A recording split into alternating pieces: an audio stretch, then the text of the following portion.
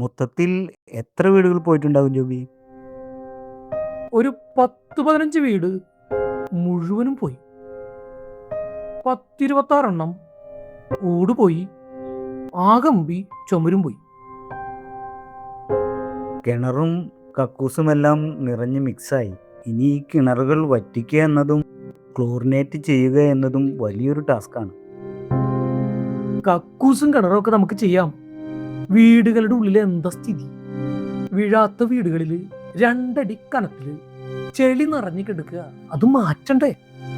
ഇതെല്ലാം എങ്ങനെ ശരിയാക്കുമെന്ന് ആലോചിക്കുമ്പോഴാണ് നമ്മുടെ പിള്ളേരില്ലേ, നമ്മുടെ ചെറുപ്പക്കാരില്ലേ, അത് വെച്ചങ്ങടെ ഇറങ്ങണം. അവരെ കൂട്ടി നമുക്ക് എല്ലാ വീടും വൃത്തിയാക്കണം. അതാണ് നമ്മൾ ചെയ്യേണ്ടത്. യെസ്. എല്ലാം പോയി, സാധനങ്ങൾ മൊത്തം പോയി. വഴിയൊന്നുമില്ല ഇനി ഉണ്ടാക്കാൻ.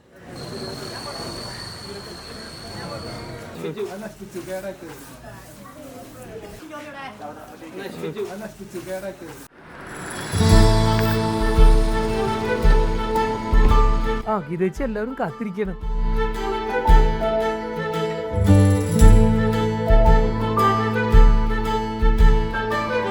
എല്ലാവർക്കും എല്ലാ സാധനങ്ങളും കിട്ടിയില്ലേ ജോബി? എല്ലാവർക്കും കൊടുത്തിട്ടുണ്ട്. എല്ലാവർക്കും ഇഷ്ടം പോലെ സാധനങ്ങൾ. ഒരു ചാക്കരി വീതം നമുക്ക് ഓരോ വീടുകളിലേക്കും കിട്ടിയിട്ടുണ്ട്. ഇത്രയും പെട്ടെന്ന് ക്യാമ്പ് ഒഴിയണമായിരുന്നോ മാഡം? കുട്ടികൾക്ക് ക്ലാസ്സിൽ പഠിക്കണ്ടേ? അവിടെ സ്കൂള് വീടുകളിലേക്കൊക്കെ കയറി ചെല്ലുമ്പോൾ നമുക്ക് ഏകദേശം ചെറിയ ചെറിയ ടെൻറ്റുകളൊക്കെ നമുക്ക് താമസിക്കാനായിട്ട് നമ്മുടെ ബാങ്ക്, സൗത്ത് ഇന്ത്യൻ ബാങ്ക് ഒരുക്കി തന്നിട്ടുണ്ട്. അടുത്ത വർഷം വെള്ളപ്പൊക്കം വന്ന ഇതുപോലെ തന്നെ സ്കൂളിൽ കഴിയേണ്ടി വരില്ലേ? ഇങ്ങനൊരു ദുരന്താവസ്ഥ ഇനി വരാതിരിക്കാൻ ഈ സർക്കാരിനെ കൊണ്ട് തന്നെ പുള്ളിൽ ഒരു ആശ്വാസ കേന്ദ്രം 2 കോടി ചെലവഴിച്ച് നമ്മൾ പണിയും. ഓക്കെ ശരി മാഡം. ഓക്കെ മാഡം, ശരി. Joby okay okay.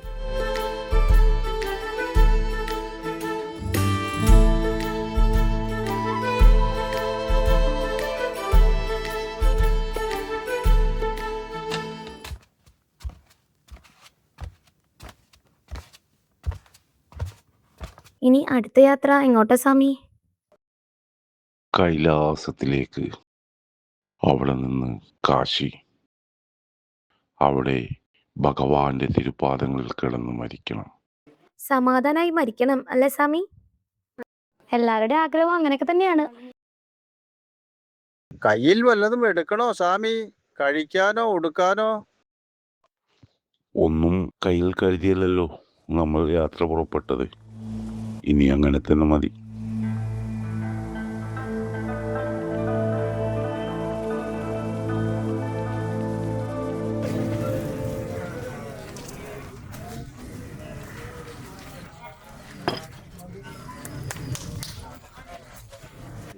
മോളെ ഇതാ പഴംപൊരി കഴിച്ചോ?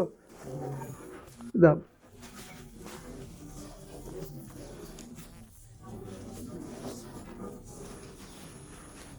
എന്തായി, കാലിന്റെ വേദന കുറവായാ? ആ മുറിവെണ്ണ പറ്റിയതിന് ശേഷം കാലിന് നല്ല ആശ്വാസം. കുറവുണ്ടല്ലേ? അപ്പൊ ഈ മരുന്ന് കഴിച്ചിട്ടേ റെസ്റ്റ് എടുത്തോ. അപ്പോൾ നാളെ ഡോക്ടർ വരും എന്തായാലും. തൽക്കാലം ഇത് കഴിക്കി. ചിന്നു, അല്ല എന്തായി, ജനമോളുടെ പനി കുറഞ്ഞോ? പനി കുറവില്ല, ഒന്നും കഴിക്കണില്ല. തൽക്കാലം ഒരു കാര്യം ചെയ്യും, ഇത് കഴിച്ചിട്ടേ ഡോക്ടറെ കാണിക്കി.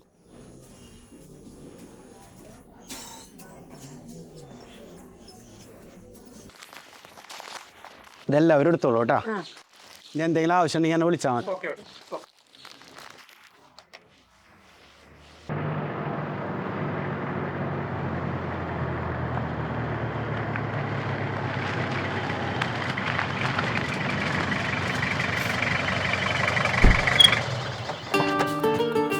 ഹലോ, കാര്യങ്ങളൊക്കെ ഓക്കെ അല്ലേ? ഇവിടെ എല്ലാം ഓക്കെയാണ്. ആവശ്യക്കാർക്ക് മരുന്ന് കൊടുക്കും. ശരി എന്നാ, ഓക്കെ.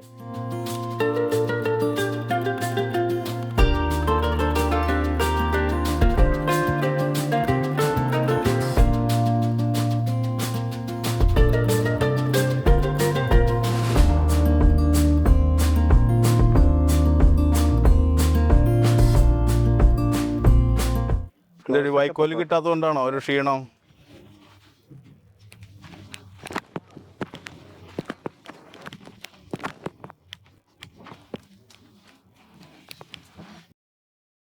3 വീടാ കയറി ഇറങ്ങിയത്.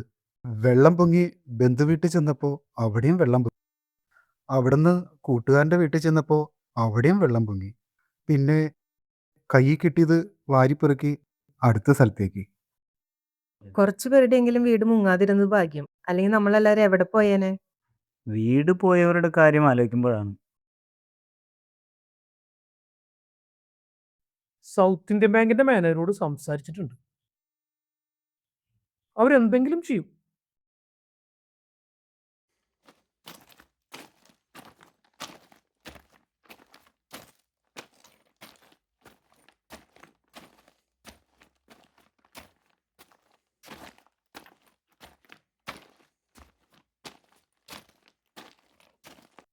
ഞങ്ങളുടെ ഷെൽട്ടറുകളുടെ കാര്യം അത് പറയാനാണ് ഞാൻ നേരിട്ട് ഇങ്ങോട്ട് വന്നത്. എല്ലാവിധ അടിസ്ഥാന സൗകര്യങ്ങളോടും കൂടി 62 താൽക്കാലിക ടെന്റുകൾ നിർമ്മിച്ചു കൊടുക്കാൻ സാങ്ഷൻ ആയിട്ടുണ്ട്. കക്കൂസ് ഉണ്ടാവോ സാറേ? ആ, കക്കൂസിൻ്റെ പ്രൊജക്റ്റ് ഉൾപ്പെടെയാണ് അതിനകത്ത് വരുന്നത്. ഒരെണ്ണത്തിന് ഏകദേശം 1 ലക്ഷം രൂപയാണ് നമ്മൾ കണക്കാക്കുന്നത്. പിന്നെ ടൈൽസിൻ്റെ, ഫ്ലോർ ടൈൽസ്, വിൻഡോസിൻ്റെ ഡോറ് എല്ലാം ഉൾപ്പെടെയാണ് അത് വരുന്നത്. ഇനി വരുന്ന ഏറ്റവും വലിയ പ്രശ്നം കുടിവെള്ളത്തിൻ്റെയാണോ പറ? അതിന് നമ്മളൊരു പെർമനന്റ് സൊല്യൂഷൻ ഫോർവേഡ് ചെയ്യുന്നുണ്ട്. അതായത് 24/7 വാട്ടർ കിയോസ്. ഏകദേശം 6 ലക്ഷം രൂപ ചെലവ് വരുന്ന ഈ പദ്ധതിയും സാങ്ഷൻ ആയിട്ടുണ്ട്. നന്ദിയുണ്ട് സാറേ. ഇനി ഇതല്ലാതെ ഏതെങ്കിലും നിങ്ങൾക്ക് അത്യാവശ്യമായ കാര്യങ്ങൾ എന്തെങ്കിലും? ഇല്ല സാറേ, ഇനിയിപ്പോ പ്രത്യേകിച്ച് ഇപ്പൊ തൽക്കാലം. ശരി, എന്നാ പിന്നെ ഓക്കെ സാർ.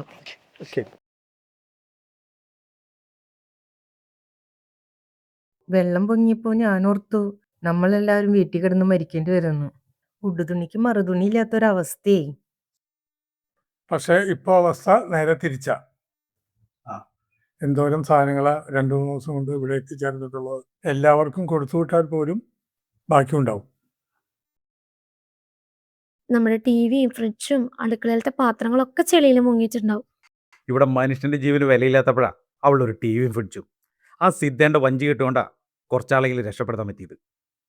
നിങ്ങൾ ആണുങ്ങൾക്ക് വെള്ളത്തിൽ പോയെങ്കിൽ മൂത്രം ഒഴിക്കാം. ഞങ്ങൾ പെണ്ണുങ്ങളുടെ കാര്യം ഒന്ന് ആലോചിച്ച് നോക്കിയേ. ഈ ഉടുപ്പ് കിട്ടുന്നവർ ഒറ്റ ഡ്രസ്സിൽ നിന്നത്. അത് പറഞ്ഞപ്പോഴാ ഈ ഉള്ളവൻ ഈ ഒരു ഷെഡിട്ടുകൊണ്ടാ ഈ ഓട്ടം മുഴുവൻ ഓടിയത്. അവസാനം നനഞ്ഞു കുതിർന്ന് ഉണക്കാനിട്ടപ്പോഴോ ആ ഹെലികോപ്റ്റർ വന്നിട്ട് അത് പറന്നും പോയി. ഈ വയ്യാത്ത കാലം വെച്ച് എനിക്കൊന്നും ചെയ്യാൻ പറ്റുന്നില്ലല്ലോ. ഈ ഓപ്പറേഷൻ കഴിഞ്ഞ കാല് വെച്ച് വെള്ളത്തിലിറങ്ങി നിങ്ങൾ എന്ത് ചെയ്യാനാ? അതും വേരിക്കോസ് വെയിൻ്റെ ഓപ്പറേഷൻ കഴിഞ്ഞത്. അമ്മയെപ്പോലും ഒന്ന് കൈ പിടിച്ച് നടത്താൻ പറ്റിയില്ലല്ലോ. ഇതൊക്കെ മാറും. ഇതൊക്കെ നമ്മൾ തരണം ചെയ്യും. പിന്നെ ഈ പുള്ളിയിലേക്ക് ഏറ്റവും അധികം ആളുകളെ കൊണ്ടിരുന്നത് സോണിയായിരിക്കും.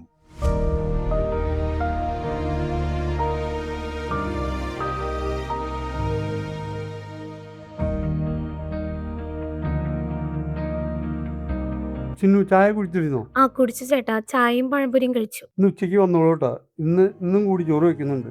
വീട്ടിൽ പോയിട്ട് അവസ്ഥയൊന്ന് നോക്കട്ടെ ഉണ്ണിച്ചേട്ടാ. വീട്ടിലെ അവസ്ഥ കാണുമ്പോൾ തന്നെ നമ്മുടെ ചങ്ക് പൊട്ടും.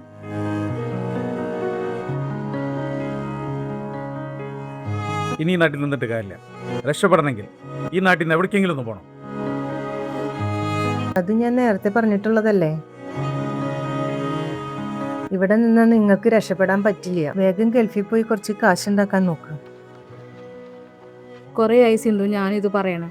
ഈ നാട് നമ്മളെ രക്ഷപ്പെടുത്തില്ല. എല്ലാരും പോവല്ലേ? ഈ വയ്യാത്ത കാലം വെച്ച് ഞാൻ അങ്ങോട്ട് പോവാനോ? നമുക്ക് വീടെങ്കിലും ഉണ്ടല്ലോ. അലിയിലേറെ കാര്യ ആകെ ഉണ്ടായിരുന്ന കുടില അത് മൊത്തത്തിൽ ഒലിച്ചു പോയി. ഗവൺമെന്റ് വെച്ച് കൊടുക്കും, ബാക്കി അധ്വാനിച്ചുണ്ടാക്കാമല്ലോ. നമുക്ക് അധ്വാനിച്ചുണ്ടാക്കാലോ. ഞാനിവിടെ കിടന്ന് കഷ്ടപ്പെട്ട് ഈ മണ്ണിൽ തീരും. കാലം ഓപ്പറേഷൻ ചെയ്തെന്നല്ലേ ഉള്ളൂ, പോയിട്ടൊന്നുമില്ലല്ലോ. നമുക്ക് കുറച്ച് നാളത്തേക്ക് ഒരു കഷ്ടകാലം, അത് മാറൂലേ? ഞാനിവിടെ കിടന്ന് കഷ്ടപ്പെട്ട് ഈ മണ്ണിൽ തീരും. നിങ്ങൾ എവിടെയെങ്കിലും പോയി രക്ഷപ്പെടും. നിങ്ങൾ ഇങ്ങനെ വിഷമിച്ചാലോ? ആ ദാസേട്ടന്റെ കാര്യം ഒന്ന് ആലോചിച്ചേ. ഈ ക്യാമ്പിലേക്ക് വരുന്ന വഴിയാ ലൈൻ കമ്പി പൊട്ടി വീണ് ദാസേട്ടൻ മരിച്ചു. ആ ദാസേട്ടന്റെ ഭാര്യയ്ക്കും മക്കൾക്കും ബോഡി ഇവിടെ എത്തിക്കണം. എവിടെ വെക്കാൻ? എവിടെ വീട്? എൻ്റെ ഭർത്താവിൻ്റെ ബോഡി എൻ്റെ വീട്ടിൽ വെക്കണം എന്നാ ആ ചേച്ചിയുടെ ആവശ്യം. അവരെ ഒരു വിധത്തിലാ പറഞ്ഞു ബോധ്യപ്പെടുത്തി. പോസ്റ്റ്മോർട്ടം ചെയ്ത് തൃശ്ശൂർ മെഡിക്കൽ കോളേജിൽ. അവർക്ക് ഇവിടുന്ന് പോകാൻ പറ്റണ്ടേ? വഞ്ചി സംഘടിപ്പിച്ച് അവരുടെ ചേട്ടൻ ഗിരിജേട്ടന്റെ വീട്ടില് കുറുക്കഞ്ചേരി വയ്ക്കും. അവിടെ വെച്ച് കർമ്മങ്ങളെല്ലാം ചെയ്ത് ശ്മശാനത്തിൽ സംസ്കരിക്കും.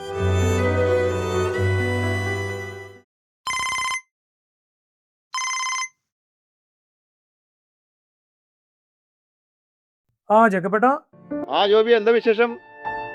ക്യാമ്പിൽ നിന്ന് പോവാ. അവര് 4 പേരും വീടുകളിലേക്ക് പോവാ. ഞാൻ 4 പേരുടെ വിസ ശരിയാക്കിയിട്ടുണ്ട്. അടുത്ത മാസം കയറാം.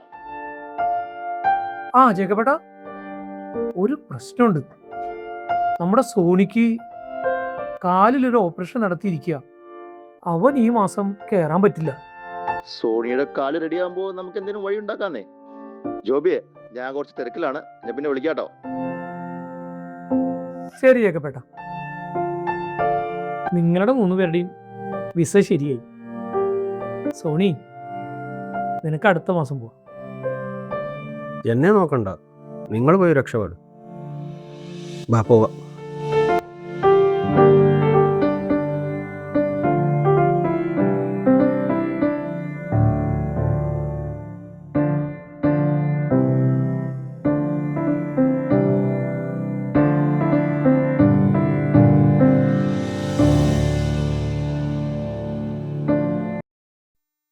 അതെ ജോബി, ആദ്യം പൂർണ്ണമായി തകർന്ന വീടുകൾ, പകുതി കേടുപാട് സംഭവിച്ചത്, ഫുള്ളായിട്ട് പോയിട്ടുള്ളത്.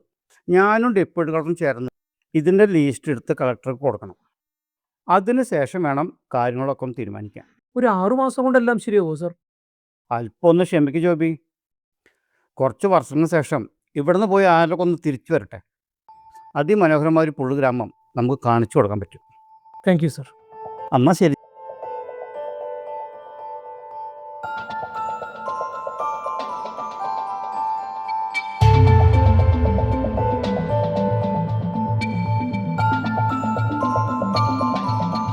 Hello Ratheesh, how are you? Fine. Joby എവിടെ? ജോബി ഒരു മീറ്റിങ്ങിലാണ്, വൈകിട്ടെത്തും. ഇത് സുരേഷ്, ഞങ്ങൾ ഗൾഫ് ഒരുമിച്ചായിരുന്നു. ഹലോ, ഇത് ഗിരീഷ്, അമ്പലത്തിൻ്റെ പ്രസിഡൻ്റാണ്. ഹലോ, നമ്മുടെ ബാക്കിയുള്ള ഗടികളൊക്കെ എവിടെ? എല്ലാവരും ഇവിടെ തന്നെയുണ്ട്. നമുക്ക് നടന്നു പോകാം. ഒരുപാട് മാറ്റങ്ങൾ വന്നിട്ടുണ്ട്. നമുക്ക് കാഴ്ചകൾ കണ്ടുപോകാം. ഓക്കെ. ഞങ്ങളുടെ ഏറ്റവും പ്രിയപ്പെട്ട സിദ്ധേട്ടൻ്റെ മകളാണ്. ആ, എന്താ പേര്? സിജേന. ആ, ഓക്കെ. എന്തായാലും ഒരു ലോട്ടറി എടുക്ക്, ഉള്ളിൽ വന്നതല്ലേ.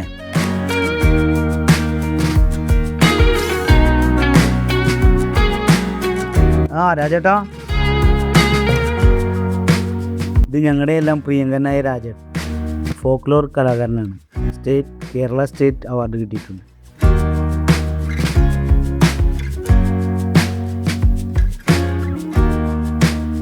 ബാങ്കുകാർ പറഞ്ഞ വാക്ക് പാലിച്ചു. കിയോസ്കിന്റെ പണി പൂർത്തീകരിച്ചിട്ടുണ്ട്. ഓ, വാക്ക് ചാക്കായില്ല. അതെ. നമ്മുടെ ബാക്കിയുള്ള ഗടികൾ ഗൾഫിൽ നിന്ന് വന്ന് എന്ത് സെറ്റപ്പാ ചെയ്തത്? വാ നോക്കാം.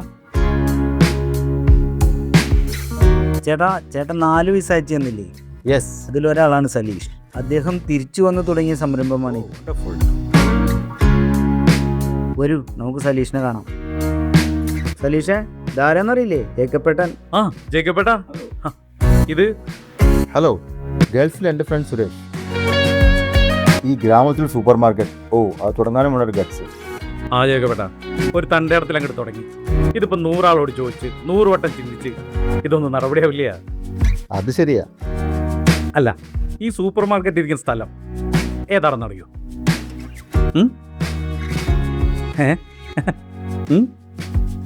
അന്ന് പ്രളയകാലത്ത് ഹെലികോപ്റ്ററിൽ വസ്ത്രങ്ങളും ഭക്ഷണമൊക്കെ കിട്ടുന്നത് ഈ സൂപ്പർ മാർക്കറ്റ് ഇരിക്കുന്ന സ്ഥലത്തെ വാഴകൾക്ക് മേലെയാണ്.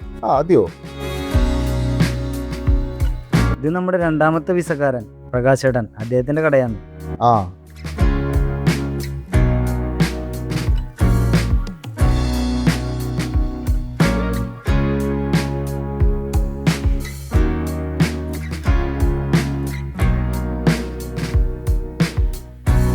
പ്രകാശേട്ടനോ? പ്രകാശേട്ടൻ സ്ഥലത്തില്ല. എവിടെ പോയി? എന്തോ ഒരു പ്രോഗ്രാം ഉണ്ട്. ഇന്ന് വരാൻ സാധ്യതയുണ്ടോ? നാളെ അല്ലെങ്കിൽ മറ്റന്നാൾ വരും.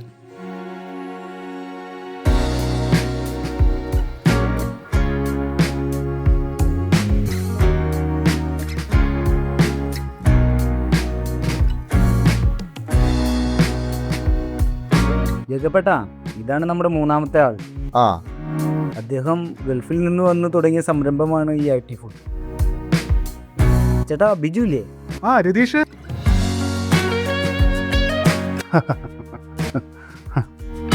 ആളെ മനസ്സിലായില്ലേ? നമ്മുടെ ജേക്കബേട്ടൻ. ഓ പേരിനൊരു പുതുമയുണ്ട്, IT food hub. Full island അല്ലേ ചേട്ടാ?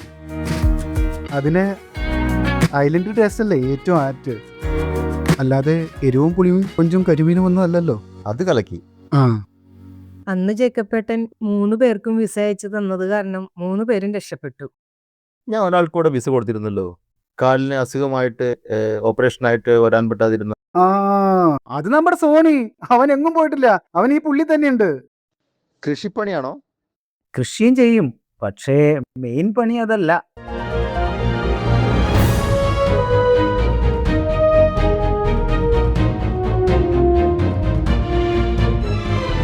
പാലമുണ്ടല്ലോ, ആ പുതിയ പാലം പണിതത് ഈ ചെറിയ പാലം പണിതതിന് ശേഷം.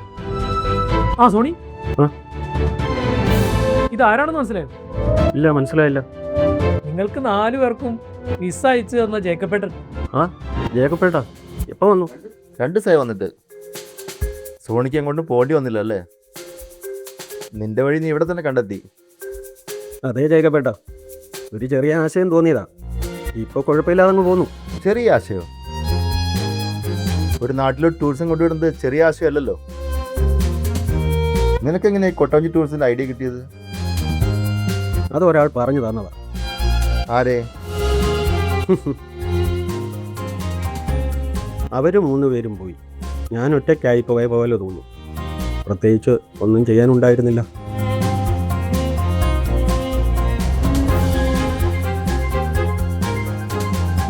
ഒന്ന് ക്ലോസ് ആയി നിൽക്കാം ചേട്ടാ. ആ കൈ ഒന്ന് തോളത്തേക്ക് വെച്ച്. ആ ആ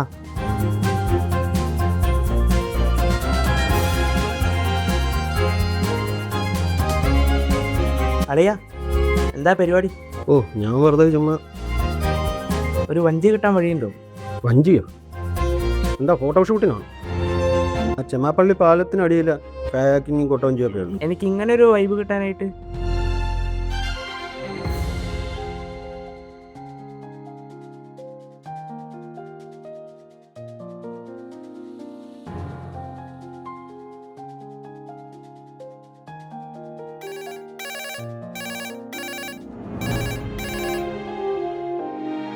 ആ സോണി, ദിലീപേട്ടാ അവിടെ വഞ്ചിയുണ്ടോ? എന്താ ആവശ്യം സോണി? ഓ, എൻ്റെ അളിയനെ ഒരു ഫോട്ടോഷൂട്ടിനാണ് ഇവിടെ. ഇവിടെ ഒരു വഞ്ചിയുണ്ട്, ഞാൻ ഇപ്പം തന്നെ കൊടുത്തു വിടാം. വഞ്ചിയേക്കാൾ നല്ല കൊട്ടവഞ്ചിയല്ലേ?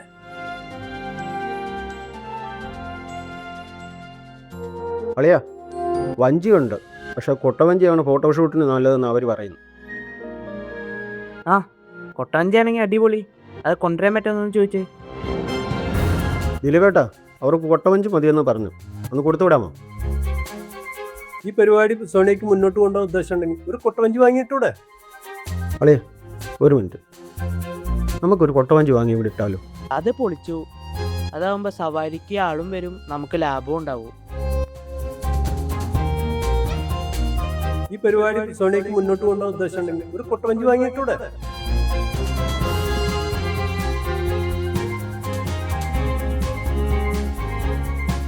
എന്നിട്ട് ഈ കൊട്ടവഞ്ചി എവിടുന്നാ വാങ്ങിച്ചേ? ദിലീപേട്ടാ, ഈ കൊട്ടവഞ്ചി എവിടാ വാങ്ങാൻ കിട്ടുക? സോണി, തമിഴ്നാട് കർണാടക അതിർത്തിയിൽ ഒഗണിക്കൽ എന്നൊരു ഗ്രാമമുണ്ട്. അവിടെ പരമ്പരാഗതമായി കൊട്ടവഞ്ചി ഉണ്ടാക്കുന്ന ആൾക്കാരുണ്ട്. അതിലൊരു പെരുമാളുടെ നമ്പർ സോണിക്ക് തരാം, നേരിട്ട് പോയി കാര്യങ്ങൾ മനസ്സിലാക്ക്. ഇങ്ങനെയൊക്കെ എത്താൻ ഒരുപാട് കഷ്ടപ്പെട്ട് കാണുമല്ലേ? ഒരു പ്രളയത്തെ നേരിട്ട നമുക്കിതൊക്കെ എന്ത്?